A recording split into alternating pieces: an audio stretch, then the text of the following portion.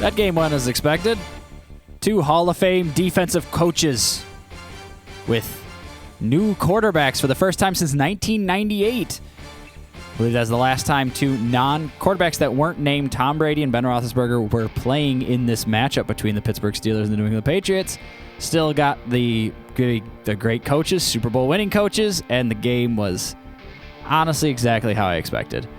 17-14, Steelers-Patriots. If you switch the scores, it wouldn't surprise me. Steelers, they missed TJ Watt, Defensive Player of the Year from last season, but this one was a bit of a punt fest, a bit of a snooze fest. There was a nice touchdown pass to Nelson Aguilar. That was really cool. There was some good interceptions, but the game ended with, after the Steelers score a touchdown, get the 2-point conversion. You think the game's starting to heat up. It's getting exciting. Trubisky throws a touchdown pass, and then they punted. Patriots punted. Steelers punted. Patriots punted. Steelers punted. Patriots ran out the clock. So unlike other games this week, this was possibly one of the most boring fourth quarters you could have watched. Sorry to say. I know, hey, win's a win. Ugly win. Patriots got out there. They gutted it out. Mac Jones looked like the better quarterback. Probably going to start hearing some calls for Pickett. Start hearing some calls for Pickett soon and see what the Steelers can do. Without TJ Watt, they got to start making some choices on trying to win the games. Without him, he's a game changer. He can keep them in games, force other team quarterbacks, good quarterbacks like Joe Burrow, just look like a total mess, and keep them in it and take them over. But they didn't have him today. Without that, they lose a game that you could have skipped. I mean, if you're a Patriots fan, you're excited. If you're a Steelers fan, you're bummed out. So good job. Patriots did outplay them. Way more yards, less turnovers. The game was surprisingly close because of really bad red zone. 1 for 3 for the Patriots and 1 for 2. It seems they barely even got into the red zone.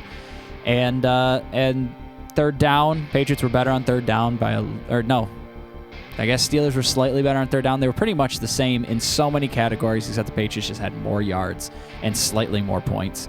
The receivers looked good. Aguilar, 6 catches, 110 yards. He had a really, really cool touchdown catch. A couple interceptions from each team. I think they traded interceptions to begin the game. So you think maybe, you knew it was going to be a defensive game. You knew these quarterbacks aren't going to blow the doors off anything. Mitchell Trubisky's time in Pittsburgh is starting to look a little scary.